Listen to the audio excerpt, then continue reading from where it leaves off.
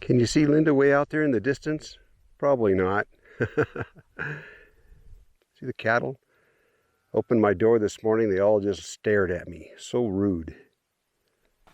We were camped above Wade Lake in southwestern Montana at a campground called Hilltop, and it was nice.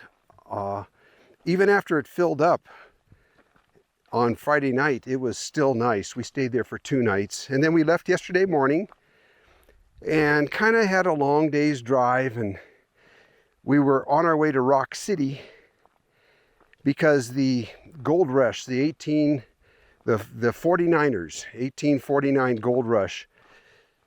Right now I'm walking on that gold rush trail. But they came through there and they left their inscriptions on the rocks using axle grease to put their names and everything. And we want to go back in there and see it. What an incredibly beautiful, beautiful area. Today is Sunday. Maybe we'll go back in tomorrow and have a look at it. We'll see. But it's beautiful out here. We're camped on BLM land just outside the City of Rocks Natural or National Reserve. And Linda and I are doing what we always do. Poking around to see what we can find.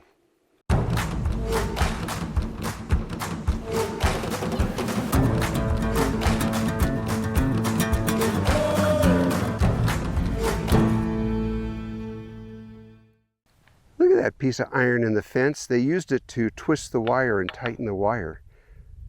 I wonder what that piece of iron is, because evidently it was laying around out here. Is this something off a wagon or a buggy or something, these pieces? Any of you recognize what these are? This is a beautiful old fence. Because look down here. There's more. This one's a really long one, used for tightening the wire on this cross strut here. Here's another one. Whatever they are, they're hammer forged by a blacksmith. So I'm thinking there's a buggy parts, maybe off the seat or something. Hey, if you know, please leave a comment below. Anybody remember Sieberling tires? This is an old bias ply tire, 4-ply. Been laying out here a while. Wonder what kind of vehicle that came off of. Linda just pointed out this fire ring here using this large stone as a natural windbreak. And not too far from it is another one. Hey, these could be recent, or they could be very old. This one had the windbreak on the same side. Where the 49ers camped here, you know, charcoal lasts forever. Thousands of years, that charred wood would still be like that. Hard to say, though. It's fun to surmise and speculate. Yeah, that's part of an old tin it's been cut with some kind of snips. It's the lid off a can of some kind. Little pull tab on the top. Hey, look what I found. Okay, babe, I'll be right there. And an old piece of purple glass. I think that, I'm not sure, but I think it's the lead in the glass that makes it turn purple with age. Kind of a lavender. Let's go see what Linda found. What do you got there? Well, I thought it was barbed wire, so I picked it up with my stick, but I think it's a cross. It's a wire cross. Isn't that cool? It's actually kind of elaborate. What's the tin attached to this? Maybe there was... Yeah, I think there was tin attached. Or they tried to attach tin to it. Maybe for decoration. Wow. Pretty cool, huh? Yeah, I wonder what... Now, is that from a grave? No, I don't think so. Yeah, there's no graves here, and it's very rocky. Very rocky. This is fencing wire. It's hard to bend. Yeah, somebody deliberately made that. Yep. Very cool and a nice find. Yeah, that was made. Huh.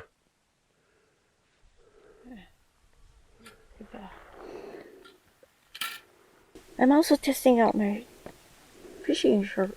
Are you going to go fishing? No. Well, what's that shirt like? Well, it's those SPF shirts that block UV rays. Mm-hmm. And I hate putting on sunblock. So this one is made for fishing. Well, you're the color of an ice cube, so maybe. Cooler. Yeah, let me know if it works. Cool. Old fence post before they put in the new fence, which looks like it's been there for 50 years, but there's a row of these old posts, old wooden posts, natural, probably juniper, laying alongside. You know, you get out here and you'd think there'd be nothing, and then you poke around and you start finding signs of those that have been here before us. It's pretty cool. You wonder what their lives were like. Well, I'll tell you, they must have had it rough. We saw at one roadside historical site where the 49ers had traveled 800 miles in 100 days, and they were only to the halfway point, out to take advantage of the California gold rush, and they came right through here.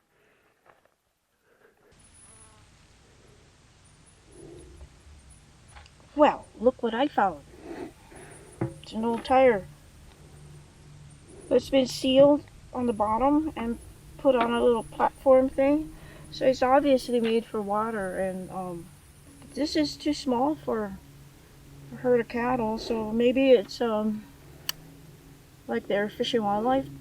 Sometimes they bring water out during times of drought for the wildlife. What do you think?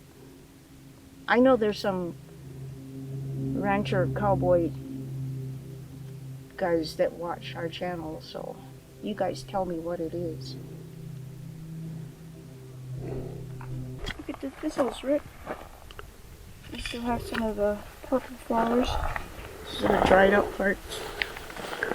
Yeah, you find the beautiful flowers clear out here in this desert area. Pretty cool.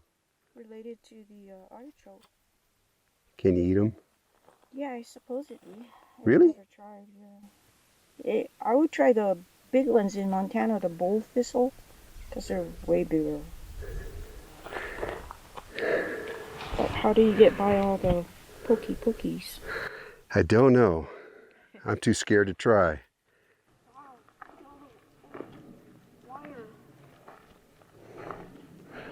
I wonder if that's... Well, there's one of the old fence posts right there. This must be the wire off the old fence. Yeah. And this is like a... What do you call the mesh kind of fence? Antelope fence. That's what that is. Yeah.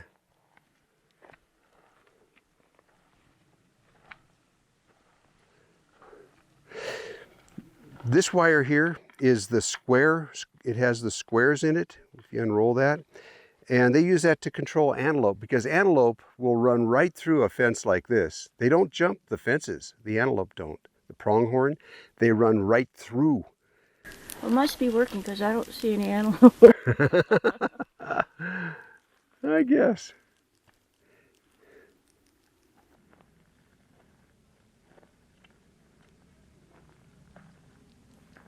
Linda's getting along a lot better. On a long walk like this one, both ankles will get sore. The one that she broke, and then the other one gets sore too, just making up for it, you know, in the balancing.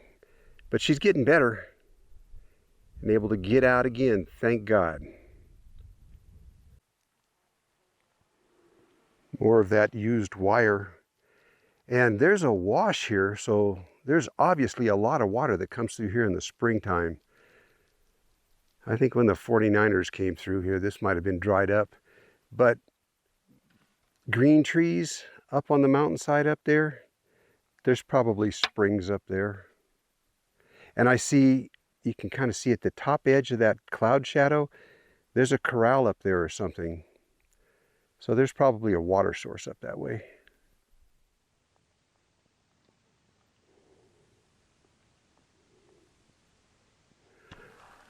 Well, we're going to slowly make our way back up to camp. It's probably getting near lunchtime, and we have a special project planned. You turned me back on. I had her microphone turned off. He does that all the time. If you're watching this video for the first time or second or third time, we put these videos out every Friday, as we have for the past many years. And subscribe to our channel, because a video comes out every Friday. And hit that notification bell so you get notified when a video comes out. Because we've had viewers that ask, "Where have you been? We just saw your video again." And we've always been here. Do that. Hit the notification bell. Yeah, boy, that was better. Hit the notification bell. Yeah, Linda. And subscribe. Linda, don't be too serious there. You're going to scare some people off. Oh, yeah. I'm so scary.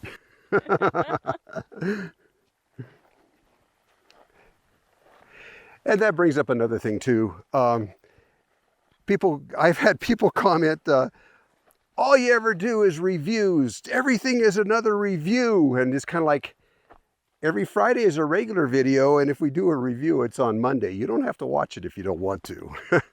But every Friday is a travel or do-it-yourself video, a DIY video, some kind of a how-to or something. So we sure appreciate you guys. And if you don't like the review videos, don't watch them. Just wait till Friday.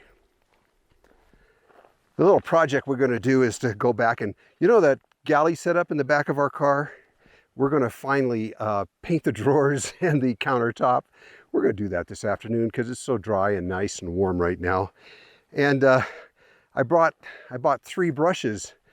And Linda says, "Who's the third one for?" I says, "Well, that's for whoever thumped on our trailer in the middle of the night the other night." That's the second time that's happened to us in a couple of years of travel, or a few years of travel with this trailer. One time it was either a mountain lion or a bear. We think it was a small bear that spooked us in the middle of the night by leaning up against the trailer, you know, reaching up and pawing at the trailer, because there was bear tracks and bear scat. So it's probably a small bear. This time we had just had a severe rainstorm just before we went to bed. And then in the middle of the night, it was like somebody, I know you're going to say Sasquatch. I know it. But it was like bam on the side of the trailer. Well, okay, I thought, well, darn bears or something. But the next morning I got up, and because it had rained, you could see there was no tracks at all around the trailer. And maybe a bird flew into the trailer. That's a possibility, I suppose, because some birds do fly at night. So I didn't see any feathers or anything, but I have no explanation either. So stuff happens. I think it was a huge drop of water, except there were no trees above us to drop water on us. So I don't know. Alien. The aliens keep checking up on us, I guess. It was one of those middle of the night, "Hey, wake up!" Yeah, what are you doing? Aliens don't need sleep.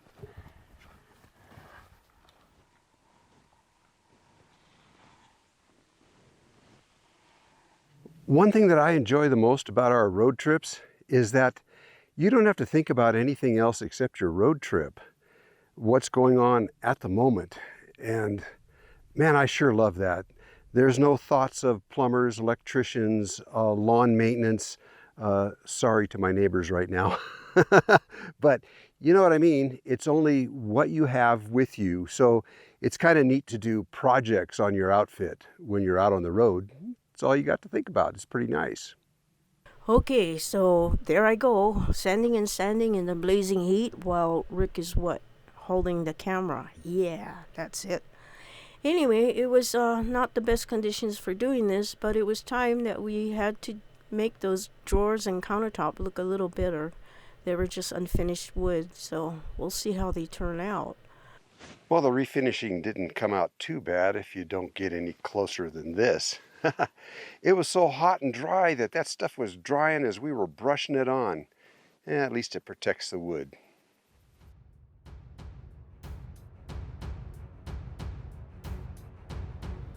Well, if you can imagine, almost 250,000 people traveling from east to west, seeking their fortune, coming in off the hot plains, and then ending up in this beautiful, beautiful landscape, which they named the City of Rocks.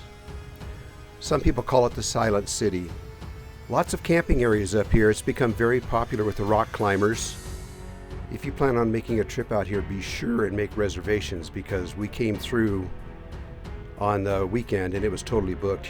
That was a campsite there on the left, a little bit dusty. A lot of the campsites are right on the road, but some of them are further back in. What a beautiful place.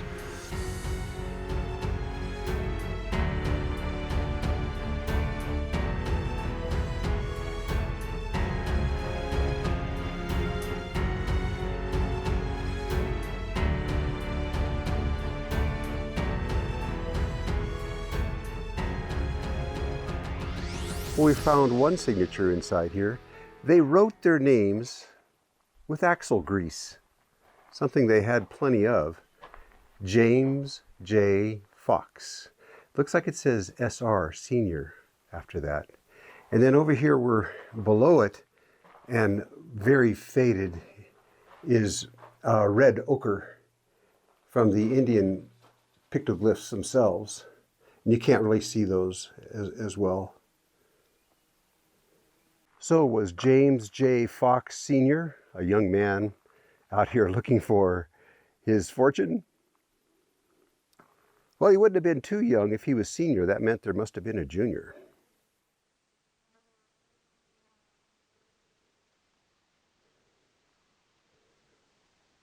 So if you ever wondered where the name Pocatello, Idaho came from, it came from Chief Pocatello. He lived from 1815 to 1884. And if you ever wondered where the name Lander, Wyoming came from, Pocatello met with Frederick W. Lander, chief engineer of the Federal Wagon Road that was being built from South Pass to City. So they were all real people. Very cool. This is called Camp Rock. Now, the California Trail came through here, starting about 1834, but it was in 1849 when the gold rush hit hard. Now, they actually discovered gold in California in 1846, down below Sutter's Mill, I think. When word hit the East Coast about the gold, like I mentioned earlier, 250,000 young men sought to seek their fortune, came through this way. Now, I can't read what that says up there because the rocks have kind of broken away. Over here, it's more protected, and there's a whole bunch of signatures. I see the date 1843 up there.